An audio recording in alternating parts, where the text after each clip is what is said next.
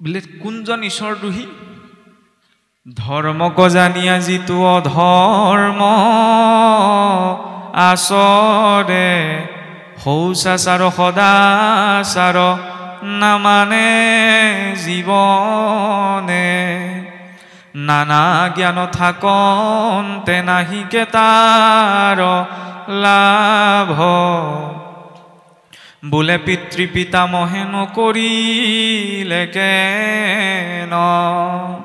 যদি ধৰ্মক জানি যদি মই অধৰ্মটো আচৰণ কৰোঁ এই বোলে মোৰ পিতৃ পিতামহে আজিলৈকে কৰি নাপালে মই এইবোৰ কথা কেলৈ চিন্তা চৰ্চা কৰিম শাস্ত্ৰ উপদেশ লৈয়া নলবয় জ্ঞান বোলে পিতৃ পিতামহে নকৰিলে কেন পিতৃ পিতামহেও কি কৰিছে সেইটো বিচাৰ্য নহয় এইটো অকণমান শুনিবলৈ অকণি হ'ব পাৰে পিতৃ পিতামহে কি কৈছে সেইটো মান্য নহয় কোনটো মান্য শাস্ত্ৰই কোনটো কৈছে যদি পিতৃ পিতামহে শাস্ত্ৰ সন্মত মত আমাক দিছে সেইটোহে গ্ৰহণীয় যদি শাস্ত্ৰ অসন্মত মত দিছে সেইটো কিন্তু পালনীয় নহয় এইটো খোলা কথা কোনোবাই মানি লয় নলয় নিজৰ কথা কিন্তু ধৰ্ম মাৰ্গত আমাক শাস্ত্ৰই কি কৈছে সেইটোহে লাগে মই কি কৈছোঁ কোনোবা পণ্ডিতে কি কৈছে এইটো দৰকাৰ নাই আৰু চাওকচোন এতিয়া ইয়াৰ পাছতে কি কোৱা হৈছে ধি মানে হৈছে বৌদ্ধিক চিন্তা বিদ্যা সতকৰ্ম সৎকৰ্ম অক্ৰোধ ক্ৰোধৰ প্ৰতি সন্তুলন দশকম ধৰ্ম লক্ষণম এই 10টা ধৰ্মৰ লক্ষণ বুলি কোৱা হৈছে ইয়াক সংক্ষিপ্ত কৰি দেখুওৱা হৈছে সত্য শৌচ তপ আৰু ক্ষমাত বোলে ধৰ্মৰ 4 সীমা কিছুসকলে সত্য শৌচ ক্ষমা দয়া বুলি কয় কিন্তু ক্ষমাতে দয়াৰ ভাৱটো যুক্ত হোৱাৰ বাবে সত্য শৌচ তপ আৰু ক্ষমা হৈছে জীৱনত সত্যতাৰ প্ৰয়োজন অসত্যৰ আচৰণ কৰি যদি কিবা এটা কৰা গৈছে তেতিয়াহ'লে অসত্যতাৰ আশ্ৰয় কৰি অৰ্জন কৰা সহস্ৰ ধনেৰেও যদি অশ্বমেধ যজ্ঞ আয়োজন হয় তেতিয়া সি নিষ্ফল কিন্তু সত্যৰ আশ্ৰয় যদি ধৰ্ম মাৰ্গেৰে অৰ্জন কৰি ধৰ্মত সামান্যতম কিবা এটা লগোৱা হয় তেতিয়া সেইটো সহস্ৰ অশ্বমেধ যজ্ঞ আচৰণৰ সমান ফলৰূপত নিৰূপিত হয় সেইবাবে সত্যৰ লগতে জীৱনত তপৰ প্ৰয়োজন ধৰ্মৰ দ্বিতীয় চৰণ সেইবাবে তপ বুলি দেখুওৱা হৈছে তপ মানে ঋষিমুনিসকলে গছৰ তলত বহি থকাটোৱেই একমাত্ৰ তপ নহয় ৰিক্সাৱালাজনে গোটেই দিনটো ৰিক্সাখন ঠেলি ঠেলি কষ্ট কৰি পেলাই যি অৰ্জন কৰিছে সেইটো এক তপ তাৰ জৰিয়তে তেওঁ গৃহস্থী ঘৰখন চলাইছে নহয়নে মই যদি অধৰ্মৰে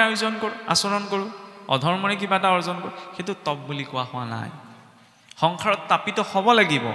তাপিত যি হ'ব তেওঁই তাপস সেইবাবে তপৰ প্ৰয়োজন যাৰ যি দায়িত্ব যি সকলো কৰ্মত আছে সেই সকলো কৰ্মৰ যদি ধৰ্মত থাকি সততাৰে যাতে তাক আচৰণ কৰে তেতিয়া সেয়া হৈছে তপ আৰু সেই কৰ্ম কৰিবলৈ যাওঁতে জীৱনত প্ৰয়োজন ক্ষমা আৰু দয়াৰ ক্ষমা আৰু দয়া অবিহনে তপ সুস্থিৰে নাথাকে কেলে নাথাকে এই দুদিন মনত থাকিলে কাৰণে বোলে পালন কৰিলোঁ তাৰ পৰা সদায় ইমানবোৰ কথা কোনে শুনি থাকে গ'ল আৰু একেধাৰালি কোনোবাই ঢেৰ কথা কৈছে সেইখিনি সময়ত যদি চিধাই মই খেদা মাৰি যাওঁ তেতিয়া তপ নাথাকে তপো বল নাথাকে আগতে অসুৰৰো তপো বল আছিল সেইকাৰণে হিৰণ্যকশিপু ইমান ডাঙৰ এটা দুৰ্দান্ত দৈত্য আছিল যেতিয়া কালনেমীৰ 6জন পুত্ৰক অভিশাপ দিছিলে তোমালোক নিজৰ পিতৃৰ হাততে মৰিব লাগিব অসুৰ আছিল যদিও জীৱনত উপাসনাৰ জৰিয়তে ইমান তপোবল আয়োজন কৰি থৈছিল যে কোৱা বাক্যষাৰ ফলিয়াবলৈ বাধ্য হৈছিল আপুনি মই কাৰোবাক আৰু গালি দি থাকোঁ নাখাতে কাৰণ আমাৰ তপোবল নাই অসুৰৰো উপাসনাৰ জৰিয়তে তপোবল আছিল গতিকে তপোবলকণ লাগিব কিহৰ জৰিয়তে গছৰ তলত বহি থকাৰ জৰিয়তে নহয় নিজ দায়িত্ব কৰ্ম সত্যতাৰে আচৰণৰ জৰিয়তে সেইকাৰণে কিছু কিছু ক্ষেত্ৰত অকণমান বুজাবুজি ক্ষমা আৰু দয়া ভাৱটো পোনপ্ৰথমতেই লাগিব সমুদ্ৰ মন্থন কৰিবলৈ যাতে অমৃতক বিচাৰিহে গৈছিল পোনপ্ৰথমতে বিহে ওলাইছে তেতিয়া সামৰণি মাৰি দিব পাৰিলেহেঁতেন নাই মৰা নহয় গতিকে ভাল কামটো কৰিবলৈ যাওঁতে ধৰ্মৰ মাৰ্গত যাওঁতে আপুনি ঢেৰ বাধাৰ সন্মুখীন হ'ব বেয়া কাম কৰিবলৈ ইমান কষ্ট কৰিব নালাগে সৰু এটা খুহুতীয়া উদাহৰণ দিছোঁ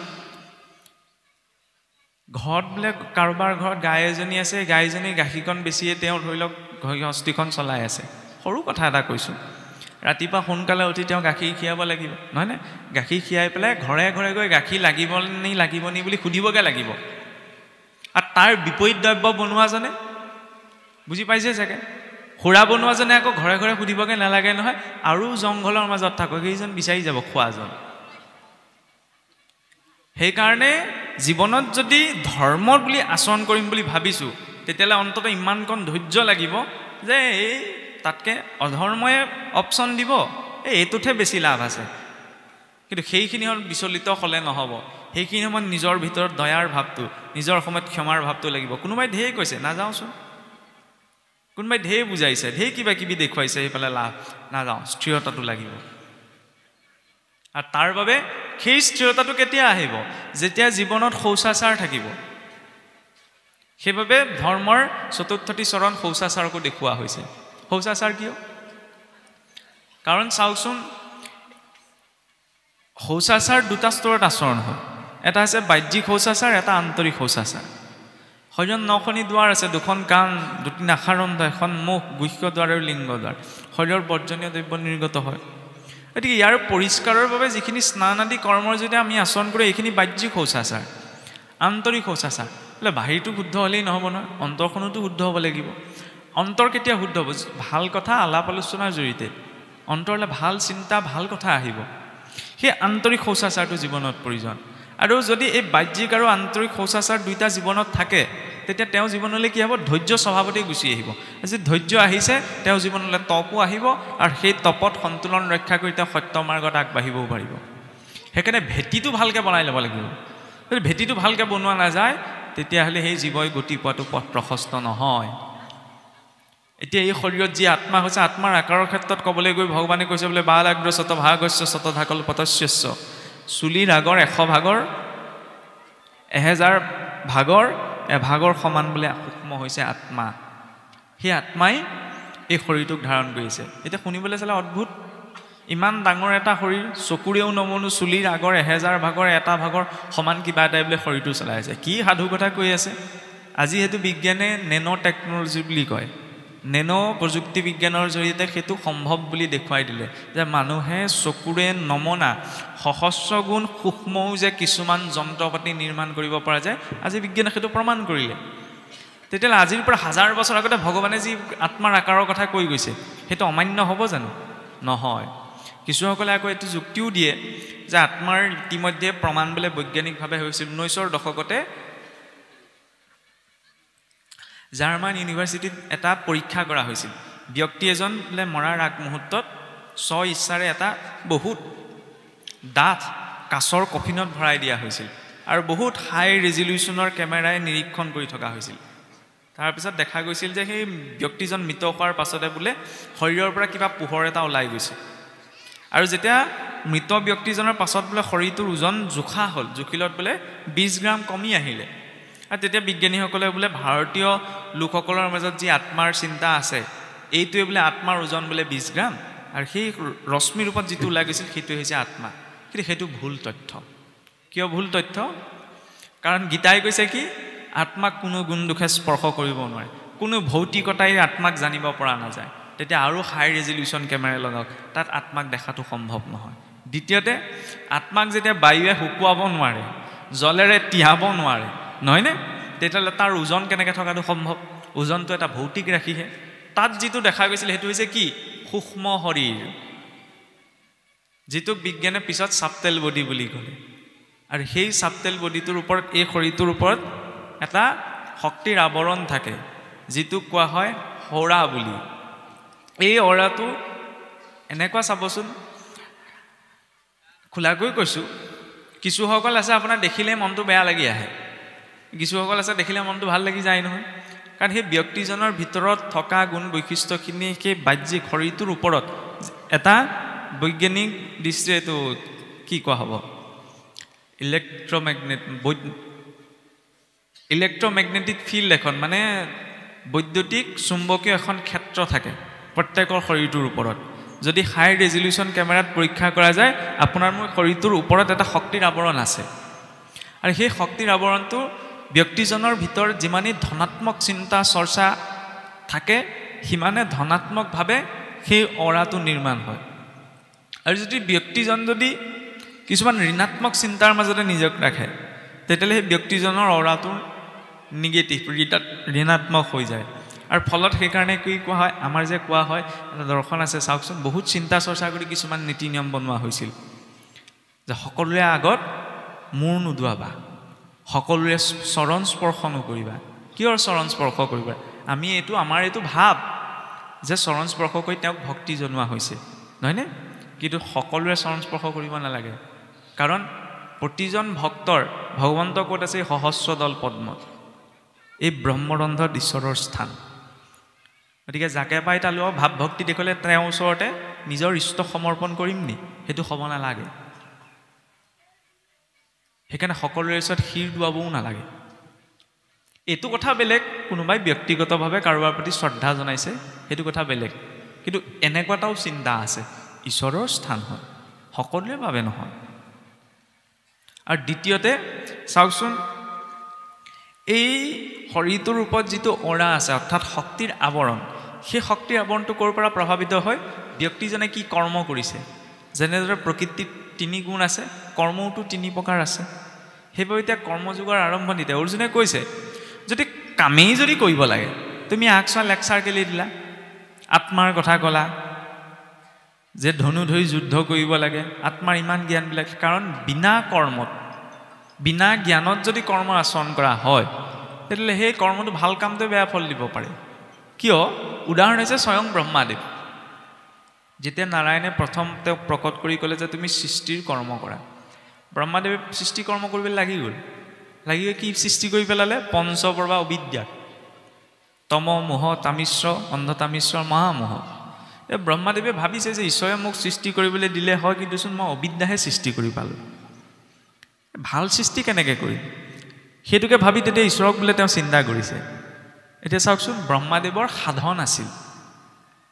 ব্ৰহ্মাদেৱৰ সামৰ্থ্য আছিল ব্ৰহ্মাদেৱৰ শক্তি আছিল ব্ৰহ্মাদেৱৰ প্ৰতি আজ্ঞাও আছিল ব্ৰহ্মাদেৱৰ এখন উচ্চ স্থান আছিল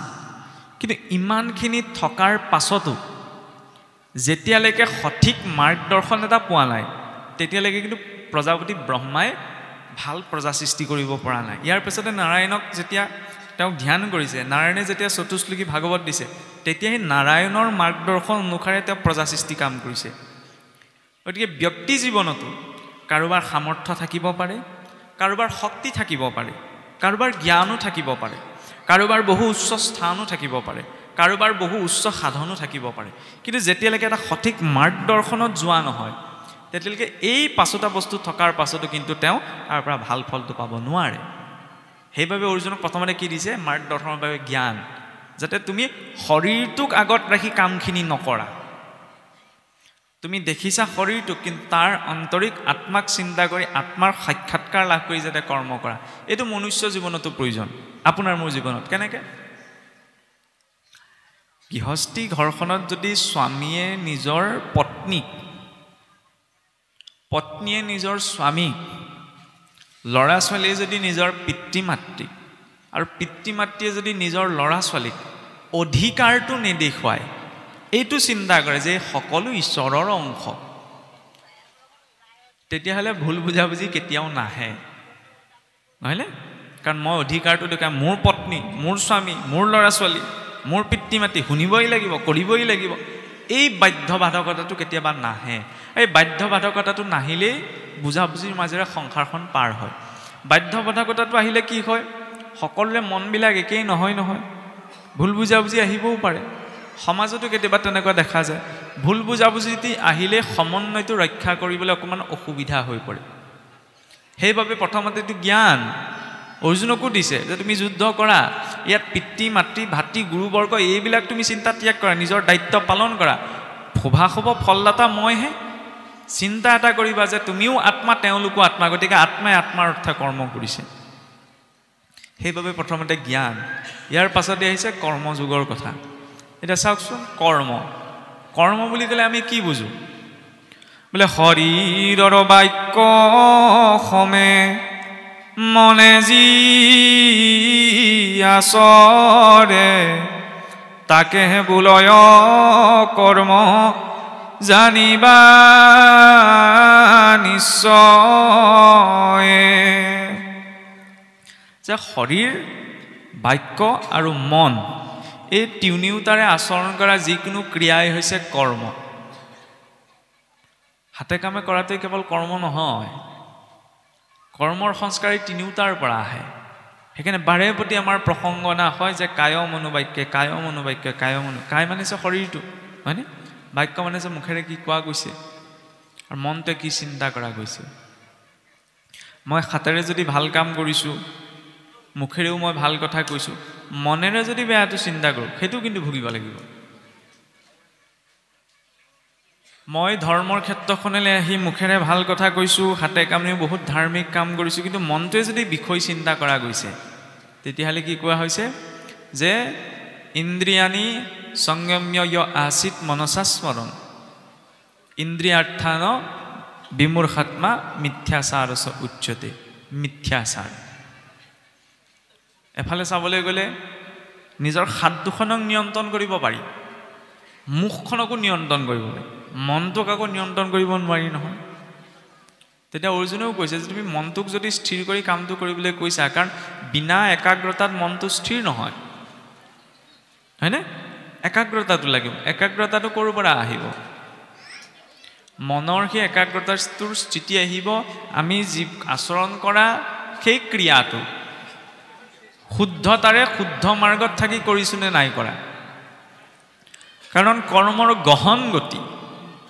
পিতামহ ভীষ্ময়ো যাত্ৰাপথত গৈ থাকোঁতে সাপ এডাল দেখি খঙতে ধনুৰ আগটোৱে কাঁইটিয়ে গছ এজোপালৈ দলিয়াই দিছিল, যা পৰি থাকগে। তাতে ধৰফৰাই সাপটো মৰিব লগা হ'ল। সেইবাবেই সেই ইচ্ছামৃত্যুৰ অধিকাৰী পিতামহ ভীষ্মৰ বাবেও সেই সৰসজ্জা। মাণ্ডব্য ঋষিয়ে কি কৰিছিল? ধেমালিৰ চলেৰে পখিলা এটিৰ পিছত কি কৰিছিল? জোং এডাল ভৰাই দিছিল, সৰু শূল এডাল। সেইবাবে ৰজাৰ শূলত পৰিব লগা হ'ল। মহাৰাজ নহুষ নিজৰ কৰ্মৰ বলত গৈ ইন্দ্ৰৰ আসনত বহিছিলগৈ। ঋষিসকলৰ কান্ধত উঠি ৰম্ভাৰ শচীৰ ওচৰলৈ যাবলৈ ইচ্ছা প্ৰকাশ কৰাৰ বাবেই সেই ইমান উচ্চ স্থানৰ পৰাই খহি পৰিব লগা আছিল অজগৰ হৈ। আৰু কৰ্মৰ ইমান গহন গতি। চাওকচোন যে ভগৱান ৰামচন্দ্ৰই যেতিয়া বালিক বধ কৰিছিল, তেতিয়া সেই বালিপুত্ৰ অংগদেই আহি ব্যাস ৰূপত জন্ম হৈ তেওঁৰ শৰৰ জৰিয়তে ভগৱান কৃষ্ণ বৈকুণ্ঠলৈ প্ৰয়াণ কৰিছে।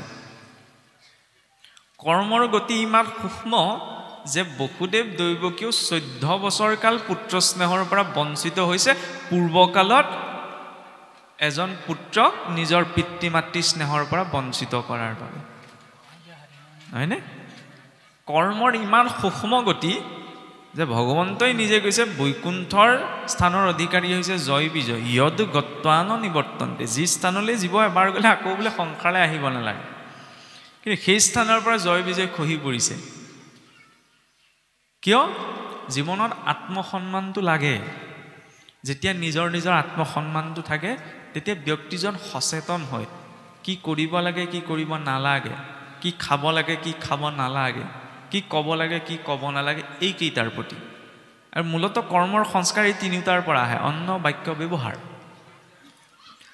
কিন্তু আত্মসন্মানটো যাতে আত্ম অভিমানলৈ পৰিৱৰ্তন নহয়, তাৰ প্ৰতিও মই সতৰ্ক হ'ব লাগিব। জয় বিজয় আত্মসন্মান আছিল,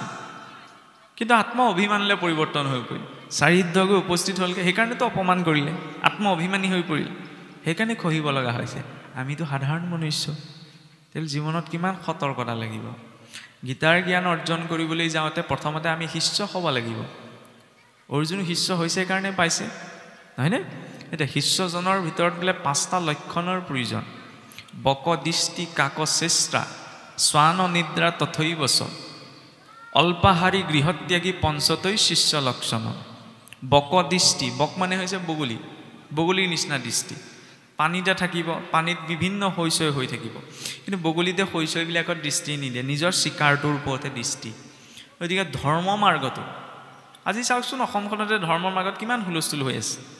হুলস্থুল হৈ থাকে। তাৰ মাজত নিজৰ ধৰ্মটোৰ প্ৰতি প্ৰকৃত সূক্ষ্ম দৃষ্টি আপুনি মই দিব পাৰিব লাগিব। বক দৃষ্টি, কাক চেষ্টা। কাউৰীজনীয়ে কা কা কৰি ইফালে চাই থাকে, সিফালে চাই থাকে, কোন পাকত বস্তুটোলৈ উৰা মাৰে আমি ধৰিবই নোৱাৰোঁ। জীৱনত ঢেৰ শৈশৱ ঘটি থাকিব, তাৰ মাজত নিজৰ উদ্দেশ্যটো ধৰি আমি গতিটো ল'ব পাৰিব লাগিব। শ্বান নিদ্ৰা তথৈ বচ, শ্বান মানে যে কুকুৰৰ নিচিনা নিদ্ৰা, বাঁহ পাতখিলা পৰিলেও সতৰ্ক হৈ যায়। জীৱনত সতৰ্কতা লাগিব। কি কৰিছোঁ, ইমানবোৰ কথা কোনে চিন্তা কৰি থাকে, খাব লাগে আৰু জীয়াই থাকিব লাগে, এইটোত সতৰ্কতাটো নাহে। কাৰণ খাই বৈ জীয়াই থকা আহাৰৰ ভয়ত নিদ্ৰা মৈথুনঞ্চ সামান্য মেতত পশুবিনৰ নাম। আহাৰ ভয় নিদ্ৰা মৈথুন এইবিলাকৰ ক্ষেত্ৰত ইন্দ্ৰ আৰু গাহৰিটোৰ মাজতে পাৰ্থক্য নাই। ইন্দ্ৰই অমৃত পান কৰি যিটো সুখ পায়, গাহৰিয়ে বিশ্বাসভোজী একেটা সুখেই পায়। গতিকে কেৱল খাই বৈ জীয়াই থকাটোৱে জীৱনৰ উদ্দেশ্য হয় জানো? নহয়। সেইবাবে এইটো স্পষ্ট হোৱা প্ৰয়োজন। যদি কেৱল বিষয়ক লাগি জীৱনটো জীয়াই থাকিব বিচৰা হৈছে, তেতিয়া তেওঁৰ বাবে গীতা বা তেওঁৰ বাবে এই মাৰ্গটো নহয়। কাৰণ নাতি বিষয়তো আশকতি ভয় লজাৰ, চাৰি বেদ পসন্তেও নোপজে তাৰ জ্ঞান। সেইকাৰণে প্ৰথম লক্ষ্যটো স্পষ্ট হ'ব লাগিব। লক্ষ্যটো স্পষ্ট হোৱাৰ লগে লগে আচৰণত কি হ'ব লাগে? অল্প আহাৰ ভোজন কৰা। ভাল লাগিছে কাৰণে খাই আছোঁ এইটো একো বেয়া নহয়। ভোক লাগিলে খাইছে, আপত্তি নাই, ভোকটো নিবৃত্তি হ'ব। মই ভাল লাগিছে কাৰণে যদি খাই আছোঁ তেতিয়া আকৌ দৰৱেও অপকাৰ কৰিব নহয়। সেইকাৰণে শিষ্য হ'বলৈ হ'লে যিকোনো অল্পাহাৰী হ'ব লাগে। এইটো নহয় বোলে ৰাতিপুৱাৰ পৰা পূৰা খাই দিলে পেটটো ভৰ্তি হৈ গ'ল আৰু হৈ গ'ল।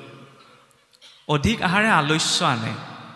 আৰু আলস্যটো যেতিয়া জীৱনত থাকে তেতিয়া মানে কাম এটা কাইলৈ কৰিম কাইলৈ শুনিম লাহে লাহে কৰিম, লাহে লাহে ভাবিম,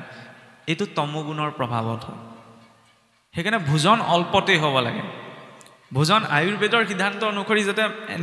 মনুষ্যই এনেকৈ ভোজন কৰিব লাগে, যি ভোজন কৰিছে সেই ভোজন কৰাৰ পাছতো যাতে জঠৰৰ এটা অংশ খালী থাকে দ্বিতীয়বাৰ ভোজন কৰাৰ বাবে। আৰু চাবলৈ গ'লে যদি সম্পূৰ্ণ, এইটোত বাৰু সহজে সম্ভৱ নহয়গৈ যে 6 ঘণ্টাৰ মূৰতে 5 ঘণ্টাৰ মূৰতেও যদি ভোজন কৰা গৈছে, তেতিয়া লঘু আহাৰ ভোজন কৰিব লাগে। সহজে যদি গধুৰ এইখিনি খাই দিয়ে যে পাচন কৰিলে বহুত শক্তি ক্ষয় হয় নহয়, লঘু আহাৰ কৰিব লাগে। লঘু আহাৰ বুলিলে আকৌ আমাৰ মানুহে পটককৈ বুজে বইল ভাতকেইটা, ফল মূলকেইটাৰ কথাই বুজে, হয়নে? সেইটো নহয়। যি খাইছে আপুনি পাতলীয়াকৈ খাওক, অল্পাহাৰী। পালোঁ বুলি একদম চব মহতিয়াই দিছোঁ, এইটোত আলস্য ভাৱটোহে আহিব লাগিলে সেয়া আৰু বৈকুণ্ঠৰ প্ৰসাদ হওক। আমাৰ দেখা যায় বৈকুণ্ঠৰ প্ৰসাদ হ'বলৈ একদম পাউচি মানুহ নহয়, অকণমান ভোক ভিতৰত থাকিবলৈ দিব লাগে, সম্পূৰ্ণ ভোক নিবৃত্তি নহয়। মানে নিজৰ কথা দেই। অল্পাহাৰী গৃহত্যাগী মানে গৃহ এৰি যোৱাৰ কথা কোৱা হোৱা। মোৰ সামৰ্থ্যতা, কাৰোবাৰ সামৰ্থ্যতা আছে যে নিজৰ প্ৰয়োজনীয় গোটেই বস্তুখিনি গোটাই ল'ব পাৰে, কিন্তু অকণমান অভাৱো অনুভৱ কৰিব লাগে। ল'ৰা ছোৱালীয়ে যেনেকৈ বিচাৰিলেই মাক দেউতাকে সকলো বস্তু দি দিব নালাগে। অভাৱ অনুভৱ কৰিলে বিষয়টোৰ মূল্য বুজিব। আছে বুলি আৰু বোলে ক'লে বুলি আগদিনা ক'লে পাছদিনা গোটাই দিলোঁ নহয়। ল'ৰা ছোৱালী অসহমত হ'ব পাৰে এইটোৰ পৰা, নিজেও জীৱনত অকণমান অভাৱ এটা অনুভৱ কৰিলে বস্তুটোৰ মূল্যটো বুজে। সেইকাৰণে শিষ্য হ'বলৈ হ'লে কিবা এটা অভাৱ অনুভৱ কৰিব লাগিব, তেতিয়া তেওঁ আগবাঢ়িব। সকলো আছে তেতিয়াহ'লে তেওঁ চেষ্টা নকৰে, আছে আৰু চিন্তা নাই, ফলত জীৱন যাপন কৰাৰ সোৱাদটো তেওঁ পাব নোৱাৰে। গতানুগতিক মুঠতে নৈত উঠি যাব লাগে, উঠি গৈ থাকিব। উদ্দেশ্য কি, লক্ষ্য কি কৰিম, সেই স্পষ্টতাটো নাহে। শিষ্য হ'বলৈ হ'লে এই 5টা লক্ষণ জীৱনত প্ৰয়োজন। অৰ্জুনেও এই 5টা লক্ষণযুক্ত হৈ কৃষ্ণৰ ওচৰত সমৰ্পণ কৰিছে। এতিয়া চাওকচোন যে কৰ্মযোগ কৰিবলৈ যাওঁতে বা কৰ্ম কৰিবলৈ যাওঁতে আমি এই জীৱনটোত 3 প্ৰকাৰৰ কৰ্মৰ প্ৰভাৱত থাকোঁ। এটা হৈছে সঞ্চিত, এটা হৈছে প্ৰাৰব্ধ, এটা হৈছে অনাৰব্ধ। সঞ্চিত কৰ্ম আমি যে কেতিয়াবা কওঁ, মই কাকো দুখ দিয়াই নাইচোন, মই কাৰো অহিত চিন্তা কৰা নাই, তথাপি মোৰ লগতে বেয়াটো কিয় ঘটিল। কেতিয়াবা এনেকুৱা আমাৰ মনুষ্যৰ জীৱনলৈও আহে। কিয় আহে? কাৰণ আপুনি মই এইটো জীৱনৰে জমা হোৱাৰ পৰা খাই থকা নাই। আপোনাৰ মোৰ পাৰ কৰি অহা বহু জনমৰ জমাৰ আধাৰতহে জীৱনটো হৈছে। পূৰ্বতে অন্য জীৱই সেইকাৰণে উৰ্ধ্বদেশিক যাত্ৰা কৰিব লাগে, সিহঁতৰ কৰ্ম সংস্কাৰ নাই। মনুষ্যৰ আছে, পূৰ্বজন্মত যিখিনি কাম মই আচৰণ কৰিলোঁ, সেই আচৰণ কৰা কৰ্মৰ যিখিনি ফল ভোগ কৰিবলৈ বাকী আছে, সেইটো হৈছে সঞ্চিত কৰ্ম। তাৰ আধাৰতে এইটো জীৱনৰ পোৱা নোপোৱা সুখ দুখ ভাল বেয়াখিনি নিৰ্ধাৰণ হয়। কৰ্মৰ প্ৰভাৱ আছে। সেইকাৰণে চাওকচোন, কাম একেটাই, কোনোবাই কৰি আকৌ ভাল পাইছে, কোনোবাই কৰি আকৌ একেটা কামকে দুখো পাইছে নহয়নে? কোনোবাই আকৌ সেই কামটোকে নিজৰ লক্ষ্য বুলি ভাবিছে কোনোবাই আকৌ সেইটো কামক নগণ্য বুলি ভাবিছে নহয় একেটা কৰ্মৰ প্ৰতি দুটা তিনিটা মানসিকতা কিয় কাৰণ পূৰ্বৰ সংস্কাৰে তেওঁক কেনেকুৱা এটা মানসিকতা সৃষ্টি কৰাই দিছে সেইটোৰ ওপৰত নিৰ্ভৰ সঞ্চিত কৰ্ম কোনেও হাত হেৰাই চলিব নোৱাৰে দ্বিতীয়তে আছে প্ৰাৰব্ধ পূৰ্বতে যিখিনি কৰ্ম আচৰণ কৰা হ'ল আৰু যাৰ ফলখিনিও পূৰ্বতে ভোগ কৰা হ'ল কিন্তু যাৰ প্ৰভাৱটো শেষ হৈ যোৱা নাই সেইটো যে প্ৰাৰব্ধ অনাৰব্ধ বৰ্তমান আমি যি কৰি আছোঁ ইয়াৰ জৰিয়তে অনাগত সময়সমূহ নিৰ্ধাৰণ হ'ব অনাগত সময়ত আমি কি পাম কি নাপাম এইটো হৈছে অনাৰব্ধ জীৱন নিৰন্তৰে প্ৰাৰব্ধ সঞ্চিতৰ অনাৰব্ধৰ প্ৰভাৱত আছে সেইবাবে মনুষ্যৰ বাৰে বাৰে জীৱন বাৰে বাৰে জনম কিয় কৰ্মক লাগি ভৌতিক জগতখন আৰু এই শৰীৰটো মাজৰ যিটো সম্বন্ধ সেইটো একমাত্ৰ কিহে ৰাখি আছে কৰ্ম তেলে কাম নকৰিলেই হ'ল কিন্তু কৰ্ম নকৰাকৈ এই যি সংসাৰখনত কোনো জীৱ বাদ দিয়ক ঈশ্বৰো থকা নাই কৰ্ম কৰিবই লাগিব কিন্তু কৰ্ম কৰাৰ এটা পদ্ধতি আছে সেই পদ্ধতিটোৰ বিষয়ে অৰ্জুনক এতিয়া কৰ্মযোগত ভগৱন্তই কৈছে এতিয়া গীতাৰ কৰ্মযোগৰ কথা ক'বলৈ যাওঁতে অকণমান ভিন্নতা আছে আমাৰ মহাপুৰুষৰ লেখনি আৰু গীতাৰ কৰ্মৰ ভাগৰ মাজত কাৰণ মহাপুৰুষে লিখিছে কি বেদে যাক বিহি আছে তাকে বোলে কৰ্ম বেদে যিটো নিষেধিছে সেইটো অকৰ্ম বিহিত নাচৰি হুৱে বিকৰ্ম পাতে ক বিকৰ্ম অকৰ্ম কৰ্ম জানিবা প্ৰত্যেক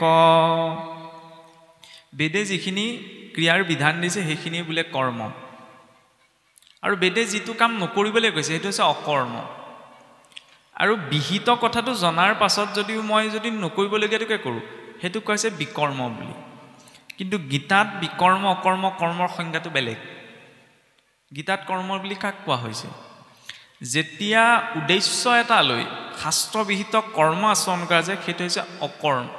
কৰ্ম আৰু যেতিয়া শাস্ত্ৰবিহিত কৰ্মটো বিনা স্বাৰ্থত নিষ্কাম ভাৱত কৰা যায় সেইটো হৈছে অকৰ্ম বিকৰ্মৰ সংজ্ঞা একেই যে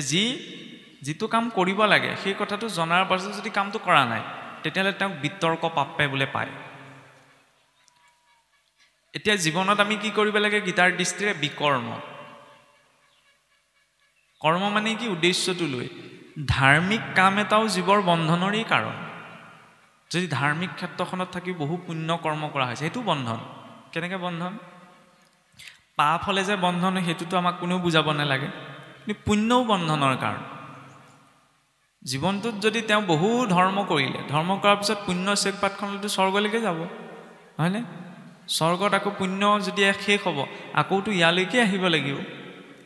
সেইকাৰণে ভগৱান কৃষ্ণই অৰ্জুনক কৈছে তুমি এইটো কথা চিন্তা কৰি কাম নকৰিবা যে আজি যদি তুমি যুদ্ধখনত জয়ী হোৱা তেতিয়াহ'লে তুমি হস্তিনাপুৰৰ সম্ৰাট ৰূপত জীৱনটো পাবা আৰু যদি কেনেবাকৈ তোমাৰ মৃত্যু হয় তুমি স্বৰ্গলৈ যাবলৈ পাবা তো সেইটো উদ্দেশ্য কৰি কৰ্ম নকৰা তোমাৰ যিটো দায়িত্ব সেই দায়িত্বটো নিষ্কাম ভাৱত তুমি পালন কৰা নিষ্কাম শব্দটো প্ৰয়োগ কৰিবলৈ সহজ কিন্তু আচৰণ কৰিবলৈ বৰ টান হয়নে কিদৰে আমি ফলটোৰ আশা নকৰাকৈ শাস্ত্ৰবিহিত কামটো কৰিম শাস্ত্ৰই কোনখিনি কৰ্মৰ বিধান দিছে যি কৰ্ম আচৰণ কৰিবলৈ যাওঁতে কাৰো হিংসা আচৰণ নহয় যি কৰ্মৰ জৰিয়তে অন্য কোনো জীৱ বা ইতৰ প্ৰাণীক কষ্ট দিয়া নহয় সেইখিনি হৈছে ধাৰ্মিক কৰ্ম কিন্তু যি ক্ৰিয়াকলাপে আনক দুখ দিছে আনক কষ্ট দিছে তাৰ মূলত হিংসা আছে তেতিয়াহ'লে সেইটো কৰ্ম বুলি আমি ক'ব নোৱাৰোঁ ধাৰ্মিক কাম এটা কৰিও যেতিয়া ব্যক্তি এজনে অন্তিম সময়ত স্বৰ্গলৈ গৈ পুনৰ আকৌ পুণ্যক্ষী হ'লে ইয়ালৈ আহিব লাগে তেতিয়া কৰ্ম কেনেকৈ কৰিম কি কৰিম সেইকাৰণে কৰ্ম বিকৰ্মলৈ আমাৰ মানুহৰ মাজত বহুত ভুল ধাৰণা আছে ভগৱন্তই সেইকাৰণে একে শাৰীতে সামৰি দিলে বোলে যত কৰ্ম সবে বন্ধ সাংখ্যবাদী কহে যদি চৰতৰ পে তেবে বন্ধনু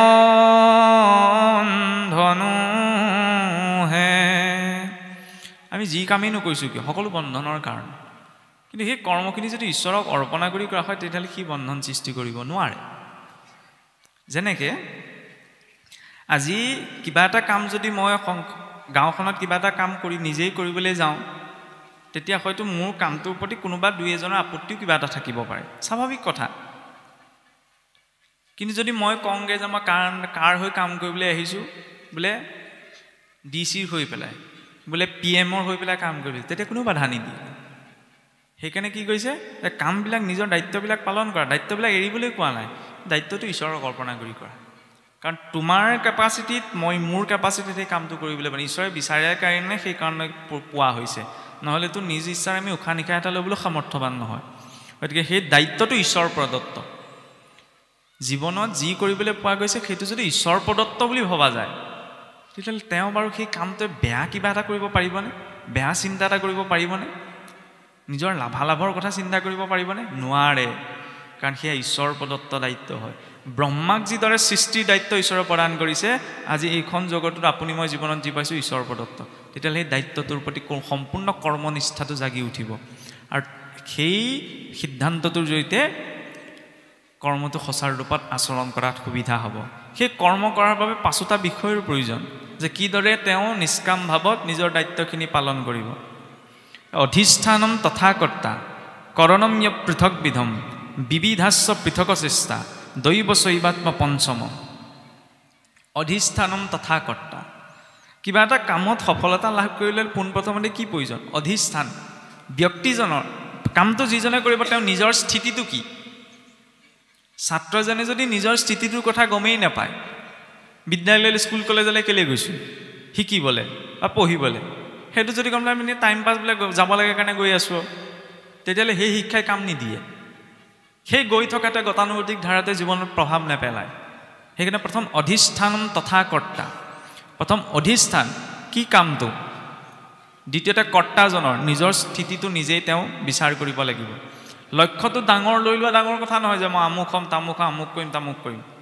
মই তাৰ বাবে প্ৰস্তুত হয় নহয় তাৰ বাবে প্ৰস্তুত হ'বলৈ মই নিজকে কিদৰে নিজৰ প্ৰয়োজনীয় যিখিনি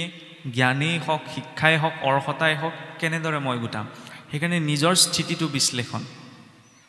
অধিষ্ঠানম তথা কৰ্তা কৰণম্য পৃথক বিধম কিবা এটা কাম এটা পদ্ধতিৰে কৰিলেই যে সিদ্ধি হ'ব এইটো জৰুৰী নহয় সেই কামটো কৰাৰ বিভিন্ন মাধ্যম আছে সেই কামটো সম্পাদন কৰাৰ বিভিন্ন প্ৰক্ৰিয়া আছে এটা মাধ্যমেৰে গৈ মই নাপাবও পাৰোঁ সেইকাৰণে কি কৈছে অধিষ্ঠানম তথা কৰ্তা কৰ্তাজনে নিজৰ স্থান আৰু নিজৰ লক্ষ্যৰ প্ৰতি স্পষ্ট হোৱাৰ পাছতে অধিষ্ঠানম তথা কৰ্তা কৰণম্য পৃথক বিধম পৃথক পৃথকভাৱে সেই লক্ষ্যটো প্ৰাপ্তিৰ বাবে তেওঁ কিদৰে চেষ্টা কৰিব সেইকণ ধৈৰ্য সামৰ্থ্যতাও তেওঁৰ ভিতৰত লাগিব বিবিধাস্য পৃথক চেষ্টা আৰু তাৰ লগতে ইন্দ্ৰিয়সমূহো পৃথক চেষ্টাটো অনুকূল হ'ব লাগিব যেনেদৰে মই পঢ়িবলৈ বহিছোঁ মই জানো যে মই নপঢ়িলে এতিয়া যদি মই ভালকৈ নপঢ়োঁ কাইলৈ মই বা আজি 2-3 দিনৰ পাছত হোৱা পৰীক্ষাটো মই ফেইল কৰিম সেইটো কথা মই জানিছোঁ বুজিছোঁ পঢ়িবলৈ বহাৰ লগে মোৰ মনটোৱে কি কৈছে অকণমান ওলাই যাওঁ অকণমান টিভিটোকে চাওঁ অকণমান মোবাইলটোকে চাওঁ এইটো অনুকূল নহয় পৰিৱেশটো অনুকূল হোৱাৰ পাছতো যদি নিজৰ ইন্দ্ৰিয়সমূহ অনুকূল নহয় তেতিয়াহ'লে জীৱনত একো পোৱা সম্ভৱ নহয় সেইকাৰণে স্থিৰতাটো লাগিব মনটোৱে বেলেগ চিন্তা এটা অনা স্বাভাৱিক কিবা এটা খাবলৈ উঠিবলৈ যাবলৈ যোৱাটো স্বাভাৱিক কিন্তু সেইখিনি সময়ত এইটো চিন্তা যে আজি যদি এই সময়ত এইকণ যিটো মোৰ দায়িত্ব এইকণ সময়ত যদি মই এই দায়িত্বটো পালন কৰিবলৈ মই নলগাওঁ তেতিয়াহ'লে কাইলৈ এইটো সময়তে মই কান্দি বহি থাকিব লাগিব গতিকে মোৰ যেতিয়া ঈশ্বৰে এইটো দায়িত্ব দিছে গতিকে দায়িত্বটো মই নিয়াৰিকৈ পালন কৰোঁ সেইটো হৈছে ঈশ্বৰৰ প্ৰকৃত সেৱা চাকি গছ জ্বলোৱা ধূপ গছ জ্বলোৱা এইটো সামাজিক প্ৰথাহে এটা পৰিৱেশ নিৰ্মাণ কৰিবলৈ আমি চাকি গছ ধূপ গছ জ্বলাওঁ সেইটোৱে ঈশ্বৰৰ কৰ্মনি নহয় আমি ভাবি থাকোঁ কি ঈশ্বৰৰ কৰ্ম মানে কি এই শৰাইখন সজোৱা নামষাৰ প্ৰসংগ কৰা পাঠখন বহা নামঘৰলৈ অহা এইটো ঈশ্বৰৰ কৰ্ম নহয় নিজৰ জীৱনত যি যি দায়িত্ব পোৱা গৈছে দায়িত্বখিনি ঈশ্বৰ প্ৰদত্ত হয় যেতিয়া সেই বুলি বুজা যাব তেতিয়া সতৰ্ক হ'ব আৰু এই চাৰিটা বস্তু যেতিয়া জীৱনলৈ গুচি আহে প্ৰথম নিজৰ স্থিতি দ্বিতীয়তে লক্ষ্যটো স্পষ্ট তৃতীয়তে সেই লক্ষ্য সিদ্ধিৰ বাবে চেষ্টাসমূহ নিজৰ ইন্দ্ৰিয়সমূহ সেই কৰ্মৰ বাবে অনুকূল কৰি লোৱা যে আজি বোলে 2 দিনৰ পাছত বোলে পৰীক্ষা বোলে মেট্ৰিক দিব মই যেনিবা আজি দুদিনৰ পাছত মেট্ৰিক দিম আৰু ওচৰলৈ বোলে ডাঙৰ কথা এটা কৈছোঁ আৰু ওচৰলৈ বোলে ডাঙৰ একদম ভাল একদম থিয়েটাৰ এখন আহিছে থিয়েটাৰে হওক বা আন কিবা এটাই হওক এতিয়া মোৰ দায়িত্বটো কি মনটোৱে ক'ব যে যায় অকণমান চাই আহে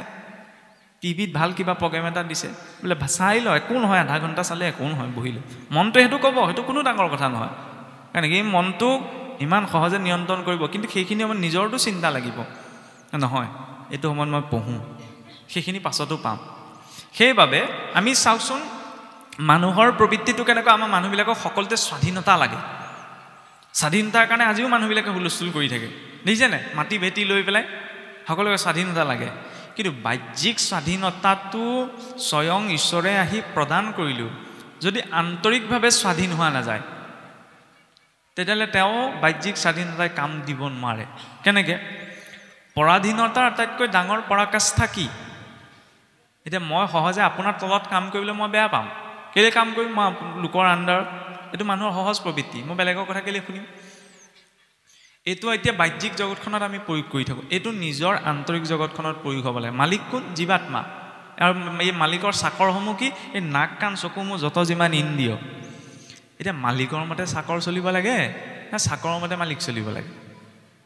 নিশ্চয়কৈ মালিকৰ মতে চাকৰ চলিব লাগে জগতখনত আমি সেইটো প্ৰয়োগ কৰিব বিচাৰোঁ মালিকৰ মতে কাম কৰা ব্যক্তিজন চলিবই লাগিব নকৰিলে শাস্তি দিম আমি কিন্তু নিজৰ ভিতৰত কি হৈ আছে চাকৰৰ মতে মালিক চলিছে ইয়াতকৈ ডাঙৰ পৰাধীনতা কি আছে মই জানো যে শুদ্ধ এতিয়া এইটো চিন্তা কৰিব লাগে এতিয়া এইটো ভাল এইটো বেয়া বস্তু খাব নালাগে হ'লেও যদি মই তাতে প্ৰবৃত্ত হৈছোঁ মানে মোক ইন্দ্ৰিয়সমূহে পৰিচালনা কৰি আছে এইটো হৈছে আটাইতকৈ ডাঙৰ গোলামী এইটোৰ ভিতৰত যদি আটাইতকৈ ডাঙৰ গোলামীত আছোঁ বাহ্যিক জগতখনত যিমানেই সা সুবিধা থাকক স্থিৰতাটো জীৱনলৈ নাহে সেইকাৰণে ইন্দ্ৰিয়ৰ প্ৰবৃত্তিসমূহ কিবা এটা কাম কৰাৰ অনুকূল কৰিবই লাগিব সেইকণ স্থিৰতাটো অন্তত লাগিব কখিবও তপস্যা কৰি থাকোঁতে উঁয়ে কামুৰিছিলেগৈ ভৰি বিষাইছিলে বিচলিত হ'ল জানো নহয় লক্ষ্যৰ প্ৰতি স্পষ্ট অসুৰেই যেতিয়া লক্ষ্যৰ প্ৰতি ইমান স্পষ্ট আছিল এইখন ভূমিত আমিতো মনুষ্য তেতিয়া আমাৰ লক্ষ্যটো কিমান স্পষ্ট হ'ব লাগিব সেইকাৰণে আৰু এই চিন্তাটো যেতিয়া আহি যায় দৈৱ শৈবাত্ম পঞ্চম তেতিয়া দৈৱ কৃপা স্বভাৱতেই তেওঁ লাভ কৰিব পাৰে যদি তেওঁ একনিষ্ঠাৰে এই ক্ষেত্ৰত নিজৰ স্থিতিটো লক্ষ্যটো বিবিধ চেষ্টা নিজৰ ইন্দ্ৰিয়সমূহ অনুকূল কৰি আগবাঢ়ে তেতিয়া যদি কেনেবাকৈ দৈৱই যদি তেওঁৰ ভাগ্যত সেইটো লিখা নাই দিবলৈ বাধ্য এইটো হৈছে কৰ্মৰ সিদ্ধান্ত এইখিনিতে চাওকচোন কৰ্মযোগৰ প্ৰসংগৰ কথা ক'বলৈ গৈ ভগৱন্তই যজ্ঞৰ প্ৰসংগ এটা টানি আনিছে যে সকলো কৰ্মৰ সকলো অন্নৰ উৎপত্তি যজ্ঞৰ পৰাই কিন্তু যজ্ঞ বুলি ক'লে আমাৰ সৰ্বসাধাৰণ লোকে ঘৃতাহুতি দি আচৰণ কৰা ক্ৰিয়াকে যজ্ঞ বুলি ভাবে যজ্ঞ বৈ বিষ্ণু যজ্ঞ সাক্ষাৎ বিষ্ণু বুলি কোৱা হৈছে যজ্ঞ মানে কি যোজনা কৰা কিবা এটা কাম কৰিবলৈ যাতে যি বিশ্লেষণাত্মক প্ৰক্ৰিয়াৰে যদি কৰা হয় তেতিয়া তাক যোজনা কৰা বুলি কোৱা হৈছে আৰু সেইবাবে গৃহস্থীৰ ঘৰখনত প্ৰতিজন লোকে আমি যেতিয়া নিজৰ জীৱনটোত সঞ্চিত প্ৰাৰব্ধ অনাৰব্ধ তিনি কৰ্মৰ প্ৰভাৱত আছোঁ আমাক তিনি প্ৰকাৰৰ কৰ্মৰ কথা ঈশ্বৰে বুজাই দিছে এটা হৈছে কৰ্ম এটা হৈছে অকৰ্ম এটা হৈছে বিকৰ্ম আমি কৰিব লাগে কি অকৰ্ম শাস্ত্ৰবিহিত কৰ্ম কিন্তু যাতে তাত পোৱাৰ ভাৱনাটো আচলতে এনেকুৱা হয় পথাৰত মই আজি গৈ পেলাই ধান সিঁচি থৈ আহিছোঁ সিঁচি থৈ আহিয়ে পেলাই যদি ঘৰত বহি এখন লৈ পেলাই হিচাপ কৰোঁ সি ধান কেইবেগ পাওঁ সেই হিচাপটো কিবা অৰ্থ আছে জানো সিঁচি থৈ আহিছোঁহে আৰু দ্বিতীয়তে মই যেতিয়া জানিছোঁৱেই যে মই ঘৰখনৰ বাৰীত আম পুলিটো ৰুইছোঁ তেতিয়া তাত বগৰী লাগিব নে জলকীয়া লাগিব চিন্তা কৰি কিবা লাভ আছে জানো আম পুলি ৰুইছোঁ তাত আম লাগিবই কিন্তু যদি আমি জলকীয়া পুলিটো ৰুই তাত আম লগাৰ কথা ভাবি আছোঁ তেতিয়া সেই ভবাটো নিৰৰ্থক ঠিক তেনেদৰে জীৱনত যদি মই ভাল কাম কৰিছোঁ তাৰপৰা কি ফল পাম এইটো কাৰণে চিন্তা কৰাৰ প্ৰয়োজন আছে জানো ভালেই পাম আৰু দ্বিতীয়তে মইতো নাজানো সেই কৰ্মৰ কাৰ জৰিয়তে কেইটা জীৱৰ কেনেদৰে জড়িত হৈ আছে পথাৰত ধান বীজ সিঁচিবলৈ যাওঁতেই গতিকে মোৰ সংস্কাৰ অনুসৰি মই জীৱনত তাৰ কাৰণে চিন্তা কৰাৰ প্ৰয়োজন নাই আমাৰ মানুহবিলাক আজিকালি চিন্তিত হয় আৰু চিন্তিত হোৱাৰ এটা ডাঙৰ কাৰণ আছে বিশেষকৈ আমাৰ যুৱ প্ৰজন্মৰ মাজত আছে কিছুসকলে এইটো কথা বহুত বেয়া কাম কৰে বহুতো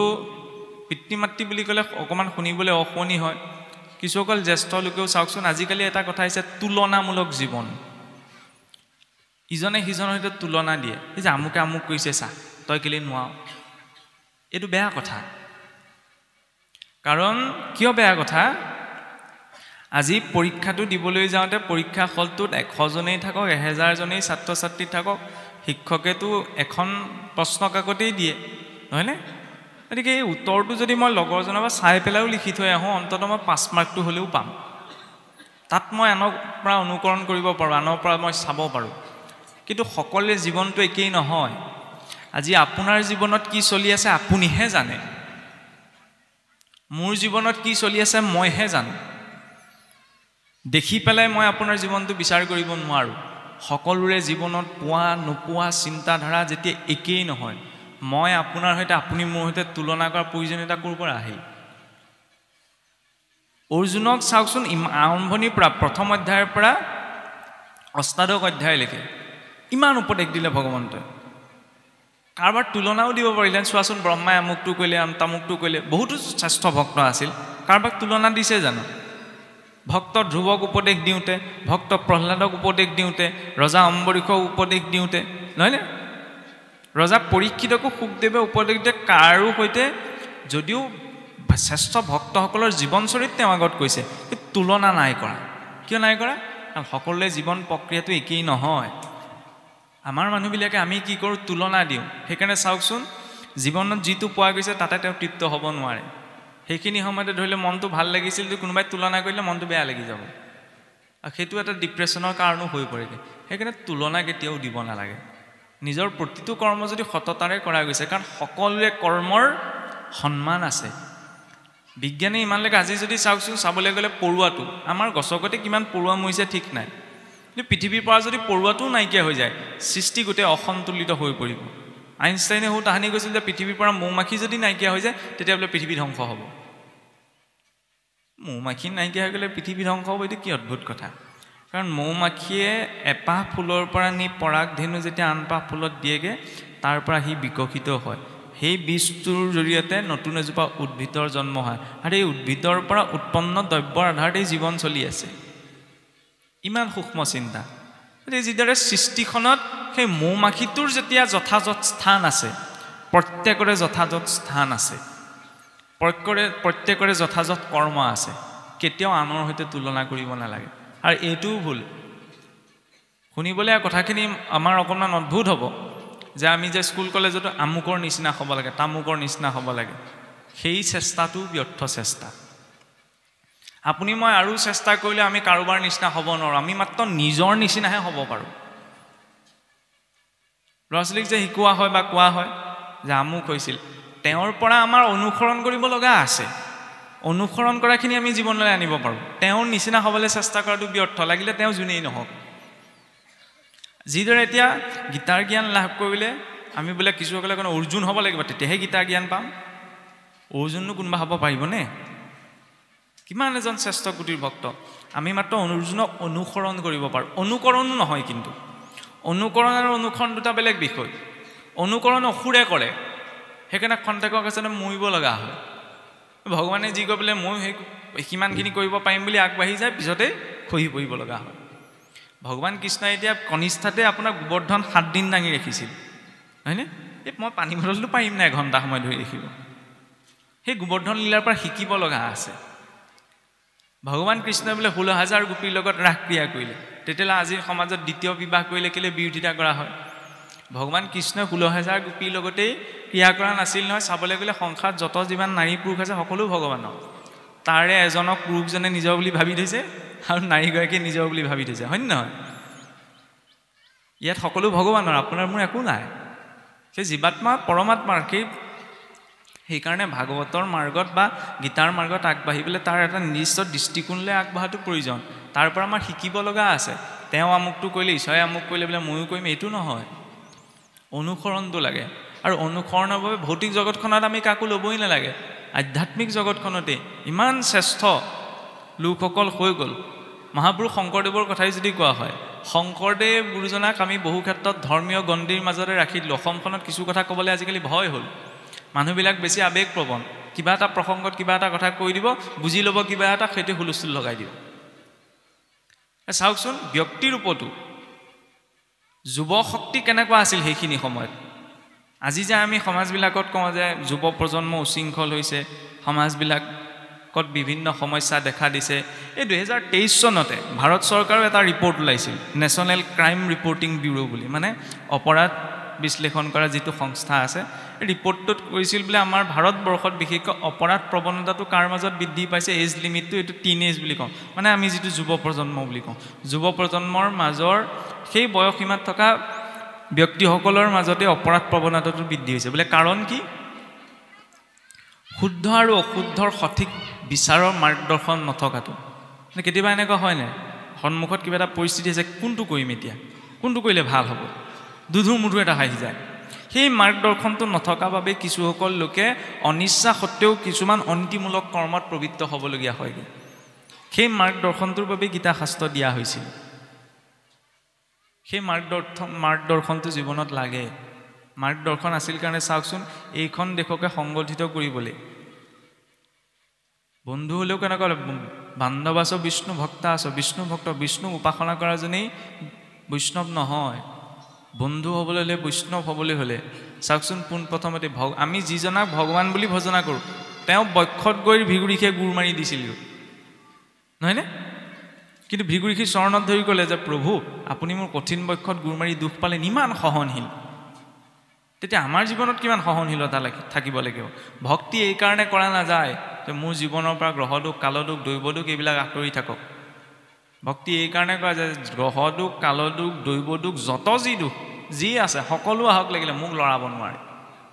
সেইকাৰণে ভক্তি কৰা যায় কাৰণ জীৱনত পোৱা নোপোৱাবিলাক ভক্তি কৰিলোঁ বুলি যে আঁতৰি যাব এইটো নহয় সেইখিনি থাকিবই কিন্তু সহনশীলতাৰ শক্তিকণ ঈশ্বৰে প্ৰদান কৰিব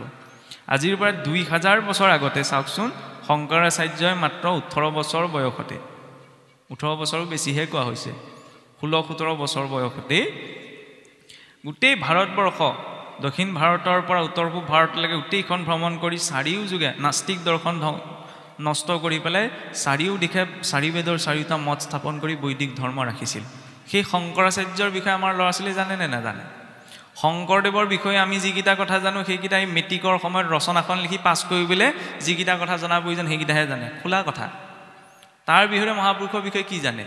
আৰু ক'ৰবাত জানিবলগীয়া হ'লেও ক'ৰবাত বোলে ভাষণ দিবলগীয়া আছে দুই এটা কথা খুচৰি চাব তাৰ বাহিৰে এইটো নাচায় দৰ্শন চাওক যে মহাপুৰুষে ধৰ্ম বস্তু এনেকুৱাকৈ পথাৰত যেতিয়া আইসকলে গুজটো লয় বিশ্বত এনেকুৱা কোনো সংস্কৃতি নাই সেই প্ৰথম গছপুলিটো ৰুওঁতে গুৰুক দিম বুলি ল'ব এইটো সৰু কথা নহয় যে এই খেতিটো এই কৰ্মটো কেৱল নিজৰ পেটটোৰ নিমিত্তে কৰা হোৱা নাই প্ৰথম গুৰু দেখা ঈশ্বৰজনক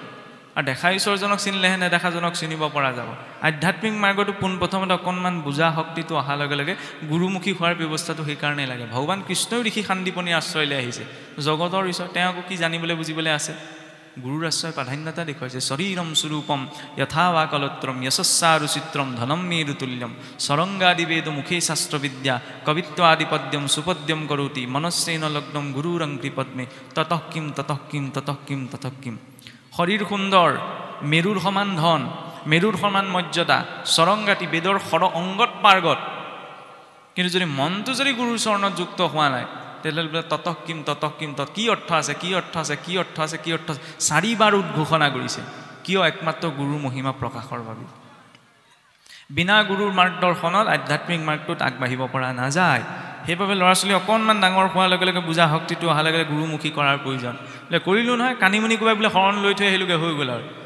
চৰকাৰে কোনখন আঁচনিত কেইটকা দিছে সেইটো মনত থয় গুৰুৱে শৰণ দিওঁতে কি কথা দিছিলে সেইকেইটা মনত নৰয় কিবা লাভ হ'ল জানো নহয় গতিকে জীৱনটোত পোনপ্ৰথমতে অকণমান বুজা শক্তিটো অহাৰ লগে লগে গুৰুমুখী কৰাৰ ব্যৱস্থাটো লাগে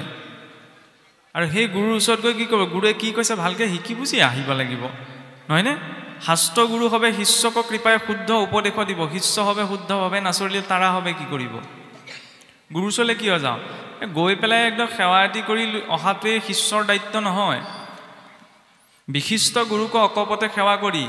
মানিবেক এন্তে আত্মা এন্তে মহাহৰি হেনয় বিনয়ভাৱে গুৰুৰ চৰণে ভাগৱত ধৰ্মক শিকিব শুদ্ধভাৱে জীৱনৰ কৰণীয় অকৰণীয়খিনিৰ প্ৰতি আমি শিকিব লাগিব আগতে এইটো ব্যৱস্থা আছিল চাওকচোন আমাক ইতিহাসত বুৰঞ্জীত এইবিলাক কথা ভুলকৈ পঢ়োৱা হ'ল যে ভাৰতীয়সকল আগতে অশিক্ষিত আছিল আৰ্যসকলে বোলে মেঘলে চাই পেলাই বেদত ঋগ্বেদত মেঘৰ প্ৰতি স্তুতি লিখিছিল কাম নাই নি আৰু মেঘলে চাই কোনোবাই বেদ লিখা সম্ভৱ নি বৰষুণলে চাই কোনোবাই বেদ লিখা সম্ভৱ নি নহয় এইবিলাক কথাই পাশ্চাত্যৰ লোকসকলে আপোনাৰ মোৰ শিক্ষা ব্যৱস্থাটোৰ মাজত ভৰাই দিলে ব্ৰিটিছসকল যেতিয়া শাসনলৈ আহিছিল লাহে লাহে ভাৰতৰ ৰজা মহাৰজাবিলাকৰ মাজত আন্তৰিক দ্বন্দ্ব ঘটাই যেতিয়া এখন এখনকৈ প্ৰতিখন ৰাজ্য নিজৰ তলতীয়া কৰি কোম্পানীয়ে গৈ আছিল তেতিয়া দেখিলেগে ৰজা মহাৰজা গোটেই সোপাক আমি কোম্পানীৰ তলতীয়া কৰিলোঁ কিন্তু ভাৰতীয় মানুহসোপা আমাৰ তলতীয়া নহয় কিয় এওঁলোকৰ যিবিলাক নীতি পৰম্পৰা আছে আমাৰ সম্পূৰ্ণ ওলোটা গতিকে এওঁলোকক আমি তলতীয়া কৰিবলৈ হ'লে এওঁলোকক মনত এইটো পতিয়ন যোৱাব লাগিব যে তেওঁলোকে যিবিলাক নীতি পৰম্পৰা ধাৰ্মিক আদৰ্শ পালন কৰি আছে এইবিলাকৰ কোনো ভেলু নাই আৰু সেই ভাৰতীয় শিক্ষা ব্যৱস্থাটোক নষ্ট কৰিবলৈ বুলিয়ে lord Macaulay British education minister যেতিয়া ভাৰতলৈ আহিছিল ভিক্টৰিয়ালৈ এখন চিঠি লিখিছিল যে ভাৰতীয়সকলে ধৰ্মীয় পৰম্পৰা শিক্ষাটো নষ্ট কৰিব লাগিব আৰু সেইটোকে কৰিলে ব্ৰিটিছসকলে কি কৰিলে গোটেই খেলি মেলিবিলাক এতিয়া চাওকচোন পৰিতাপৰ বিষয় এইটোৱেই আমি ইতিহাসত হুমায়ুনৰ কথাও পঢ়ি আহিলোঁ বাবৰৰ কথাও পঢ়ি আহিলোঁ আকবৰৰ কথাও পঢ়ি আহিলোঁ নহয়নে ঔৰংজেবৰ কথাও পঢ়ি আহিলোঁ নহয়নে ঔৰংজেবৰ কথা প্ৰসংগ বোলে হেৰি তাজমহল কোনে বনাইছিল শ্বাহজাহানে বনোৱা তাজমহল প্ৰেমৰ প্ৰতীক আমাৰ ল'ৰা ছোৱালীয়ে সেইটো আদৰ্শ ল'লে ধ্বংসলৈ যোৱাৰ বাহিৰে আৰু একো উপায় নাই মমতাজ ঔৰংজেবৰ কিমান সংখ্যক কথা ক'বলৈ গ'লে শ্বাহজাহানৰ কিমান সংখ্যক পত্নী আছিল কষ্টত পৰি পেলাই সেই সন্তানক জন্ম দিছিল তাকো নিজৰ পিতৃক বন্দী কৰি আৰু তাজমহল যদি প্ৰেমৰ প্ৰতীক কি হ'ব লাগে ভগৱান ৰামচন্দ্ৰ ভগৱান কৃষ্ণ প্ৰেম বুলি ক'লে ছালখন দেখিয়ে ল'ৰাই ছোৱালীয়ে ল'ৰাক ভাল পোৱাটোক নুবুজায় খোলা কথা ক'বলৈ গ'লে কাৰণ সন্মানটো ছালখন আছে কাৰণে আজি আছে এই ছালখন এৰুৱাই দিলে আপুনিও মোৰ ওচৰলৈ নাহে ময়ো আপোনাৰ ওচৰলৈ নাযাওঁ গতিকে ছালখনৰ কাৰণে উঠি বাঢ়ি যাব নালাগে বিবাহ বুলি ক'লে বহুত ডাঙৰ এটা দায়িত্ব যিটো আজিকালি এতিয়া কলিযুগত বোলে দ্বাদশত এটা কথা লিখিছে এৰি বেদ বিধি আচৰিবে পাপ ঘূৰ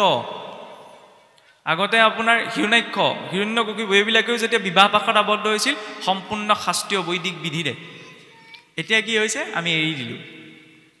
বাক্যে বুলিবে ক মাত্ৰ এহি ভাৰ্যা মোৰ মুখে এতিয়া যুগত আৰু মুখে ক'লেই হ'ল আৰু বোলে বিয়া পাতিল নহ'ল আৰু এতেকে বিবাহ হৈবে নালাগে বিচাৰ সেইকাৰণে বোলে বিবাহ কৰাৰ বিচাৰ নালাগে জ্ঞাতিও কুটুম্বভাৱে বেহি খাইবে তাৰ মিতি কুটুম মিলাই ভোজ এটা দি দিলেই হ'ল আৰু যিসকলে বেদ বিধি মানি আছে বেদ বিধি মানি থকা সকলো অন্তত নিজক এইটো কথা সোধা প্ৰয়োজন চাওকচোন বিবাহৰ পেণ্ডেলৰ জাক যোগাৰ বোলে ইমান দিনৰ পৰা হৈছে খোৱা বোৱাৰ যা যোগাৰ হিচাপ নিকাচ সকলো পুৰোহিতে যেতিয়া কৰ্ম কৰিবলৈ বহিব আমিয়ে কওঁগে বোলে দেও সোনকাল কৰিব দেই দেৱ কৰ্ম কোনোতে আস্থা নাই তেতিয়াহ'লে সেইজনো অবৈদিকেই হ'ল মই মানুহ বুলি কোৱাটোৱে মান্য নহয় ধৈৰ্যকণটো লাগিব কিনো কৰিছে এই বোলে বামুণে কি মন্ত্ৰ পঢ়ে বুজিয়ে নাপাওঁ আজিকালি আকৌ তেনেকুৱা এটা চিন্তাও আহিছে নহয় ল'ৰা ছোৱালীয়ে যদি ইংৰাজী বুজি নাপায় সেই বুলি আমি স্কুল কলেজ যোৱা বাদ দিয়ে দিম নি নিদিওঁ নহয় প্ৰয়োজনীয় অন্তত যিকেইটা কথা সমাজ সংস্কৃতিৰ ক্ষেত্ৰত পালন কৰিলে সেইকেইটা কথাটো অকণমান আমি জানিব লাগিব সেই দায়িত্বটো কোনে পালন কৰিবলৈ ভগৱান ৰামচন্দ্ৰই চাওকচোন সীতাক উদ্ধাৰ কৰিবলৈ ৰাৱণে নিলে বুলি গমো নাপায় 14 লাখ কিলোমিটাৰ খোজকাঢ়ি গৈছে ঈশ্বৰ হৈ যোৱা নাই সাধাৰণ এজন মনুষ্য ৰূপত গৈছে নহয়নে বনবাসৰ পৰা ঘূৰি আহি তেওঁ যদি দ্বিতীয় বিবাহ কৰিলেহেঁতেন আপত্তি তেতিয়াও নাছিল কোনে হৰণ কৰি নিলে গম নাপালে ৰজা হয় দ্বিতীয় বিবাহ কৰিলে কোনো প্ৰশ্ন তাত কৰিবলগীয়া নাথাকিলেহেঁতেন এজন ব্যক্তিয়ে নিজৰ পত্নীক উদ্ধাৰ কৰিবলৈ 14 লাখ কিলোমিটাৰ খোজকাঢ়ি গৈছে ধেমালি কথা নে সেইটোক কোৱা হয় প্ৰেম বুলি এই দুদিন ভাল লাগিলে বোলে ল'ৰাও গ'ল ছোৱালীও গ'ল এইটো প্ৰেম নহয় এইটো বহুত ডাঙৰ সমস্যা হৈছে আজিকালি আমি প্ৰেম বুলি ক'লে ল'ৰা ছোৱালীৰ মাজত হোৱাটোকে প্ৰেম বুলি পটককৈ মনলৈ আহে ভাবি চোৱা প্ৰয়োজন যি পিতৃ মাতৃয়ে নাখায় নগৈ পেলাই মোক ডাঙৰ দীঘল কৰিলে আজি 6 মাহ বছৰেকতে ছোৱালী এজনীয়ে ল'ৰা এটা পালে ল'ৰাটোৱে ছোৱালীজনী পালে বোলে পিতৃ মাতৃ মান্তি নহয় কাৰণে সঁচা প্ৰেমৰ আদৰ্শ ৰাখিবলৈ ঘৰ এৰিয়ে গুচি গ'ল এইটো সঁচা প্ৰেম আপুনি কেনেকৈ বুলিব সেই পিতৃ মাতৃয়ে আজিলৈকে যিখিনি ত্যাগ কৰিলে সেইটো কি প্ৰেম নহয় নি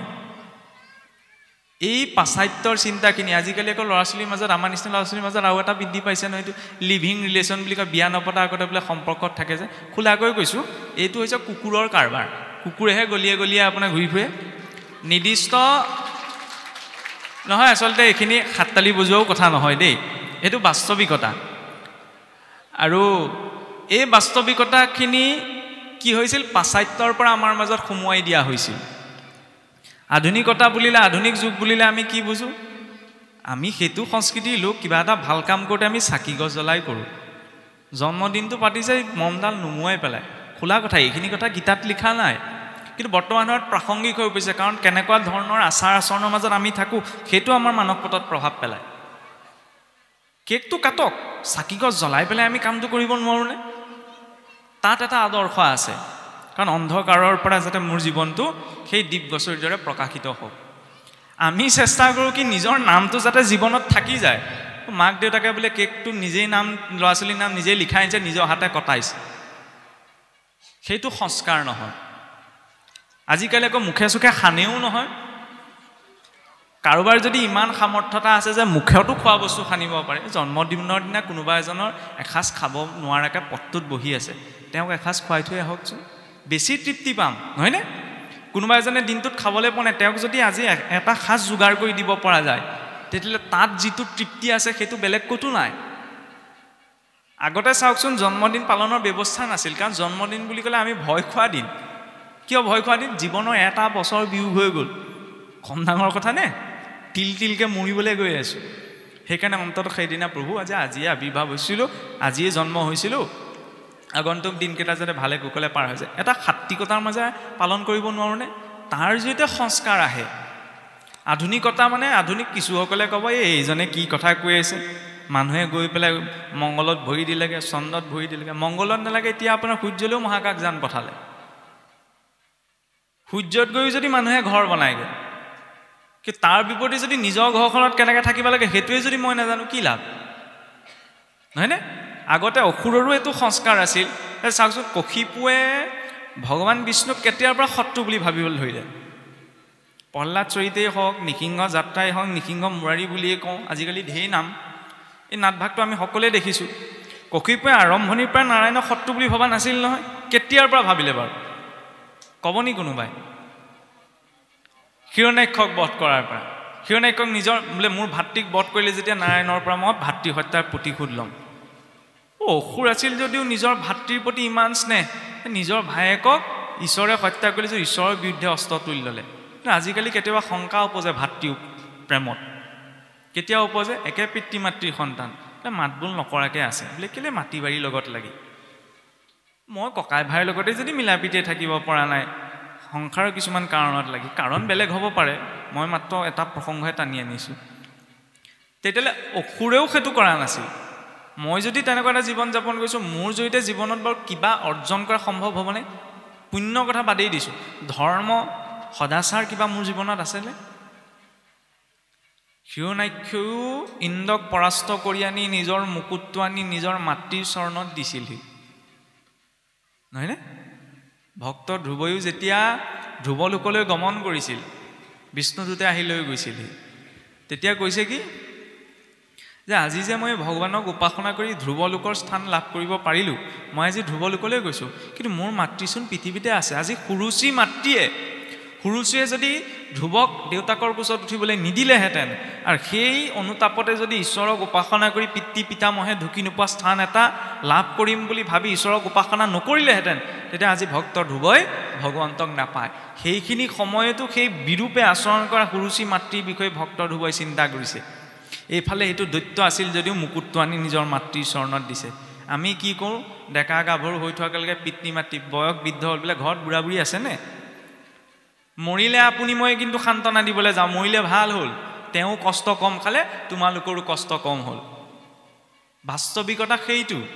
শুনিবলৈ বেয়া লাগে যিজন ব্যক্তিক মই গোটেই জীৱন শত্ৰু বুলি ভাবি আছোঁ তেওঁ মোৰ পিন্ধি থকা অলংকাৰকেইটা খুলিবলৈ নাযায় পৰিয়ালৰ মানুহকেইটাই যাব মৃতকৰ বস্তু বুলি চেণ্ডেলযোৰ শ্মশানলৈ দি পঠাবলৈ নাপাহৰে কিন্তু সোণ ৰূপৰ অলংকাৰকেইটা খুলি থ'বলৈ কাহানিও পাহৰা নাছিল কাহানিও নাপাহৰে গতিকে তাৰ নিমিত্তেই জীৱনটো নহয় জীৱনৰ বাস্তৱিকতা কিছুমান কঠিন সেইটো সন্মুখীন হ'ব লাগিব সেইবাবে চাওকচোন এই ইমানখিনি এটা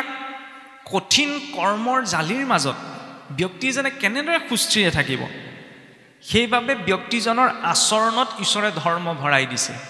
যাতে বেলেগকৈ তেওঁ ধৰ্ম কৰিবলৈ নাথাকেগৈ লৰ্ড মেকলিৰ আণ্ডাৰত সৃষ্টি হোৱা বা গঠন হোৱা এডুকেশ্যন কমিটিখনে ভাৰতীয় গুৰুকুলৰ ব্যৱস্থাটো নষ্ট কৰি দিলে আৰু সেইকাৰণে আজিকালি আধুনিকতা বুলি ভাবিলে বহুতে কি ভাবে যে আমাৰ যিবিলাক নীতি পৰম্পৰা আছে সেইবিলাক বহুত আউটডেটেড এতিয়া নতুন আধুনিক হ'ব লাগে এতিয়া আধুনিক বুলি ক'লে মানসিকতাটো কেনেকুৱা আজি বিজ্ঞানীও কৈছে যে কিবা এটা বস্তু পানী গিলাচ খালেও বোলে বহি পেলাই খাব লাগে হয়নে আজিকালি আধুনিকতা আমি ক'ত বিচাৰি যাওঁ থিয় হৈ খোৱা বুফে চিষ্টেম কুকুৰ মেকুৰীহে থিয় হৈ খায় আমি কেনে আচৰণৰ জৰিয়তে অন্ন ব্ৰহ্মক বুলি কৈছোঁ নহয়নে খাদ্য বস্তু নিজৰ শৰীৰত ধাৰণ কৰিছোঁ সেইটোও প্ৰভাৱ পেলায় আগতে ফটা কাপোৰ আপোনাৰ পিন্ধিছিল যাৰ বোলে নাই আজিকালি আকৌ ফটা কাপোৰবিলাকহে বেছি দামী আমাৰ নিচিনা সকলো নহয় আমাৰ নিচিনা কিছুমান ল'ৰা ছোৱালীয়ে যে পিন্ধে এইডোখৰত ফটা সেইডোখৰত ফটা হয়নে তাতকৈ নিপিন্ধাই ভাল শুনিবলৈ এইবিলাক বেয়া লগা কথা কিন্তু সত্য সেইটোৱেই আধুনিকতা আমি ক'ত বিচাৰিব লাগে আজি চাওকচোন ল'ৰা ছোৱালী বোলে মেট্ৰিক পাছ কৰি দিয়ে ডিষ্টিংশ্যন পাই দে বোলে দামী মোবাইল এটা দিম বাইক এখন কিনি দিম এই অফাৰটো বহুতত দেখা যায় এইটো বেয়া কথা পিছত ল'ৰা ছোৱালী বেয়া হ'ল বুলি কৈ লাভ নাই যুৱ প্ৰজন্ম উশৃংখল হ'বলৈ পৰিৱেশটো কোনে দিছে দৈত্যৰ ৰাজ্যত থাকি প্ৰহ্লাদ উশৃংখল নহ'ল আৰু মনুষ্যৰ মাজত থাকি আমাৰ ল'ৰা ছোৱালীবিলাক উশৃংখল হৈছে চিন্তা কৰিবলগীয়া হয় নহয় প্ৰহ্লাদ দৈত্য ৰাজ্যতহে আছিল কিন্তু দৈত্য সোপাই তেওঁক প্ৰভাৱ পেলাব নোৱাৰিলে আমাৰ ল'ৰা ছোৱালীক আকৌ মনুষ্যই ইমান প্ৰভাৱ পেলাইছে যে আমাৰ ল'ৰা ছোৱালী বহুত বেয়া কাম কৰিবলৈও আগবাঢ়িছে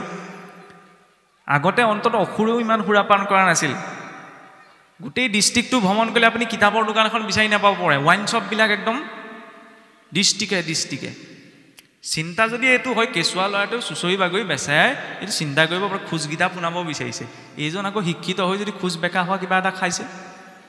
ল'ৰাটোৱেও অন্তত কিবা এটা কৰি জিভাখন থিৰ কৰি শুদ্ধ বাক্যটো মা বুলি ক'ব বিচাৰে এইজনে আকৌ জিভা লেভা টাপা হোৱা যদি কিবা এটা খাইছে মানুহৰ ওপৰত চিন্তাটো কি থাকিল ইয়াত একো দৰ্শনৰ কথা নাই একো তত্ত্ব কথা নাই ইয়াত একো বিজ্ঞানৰ কথা নাই ইয়াত একো সাংঘাতিক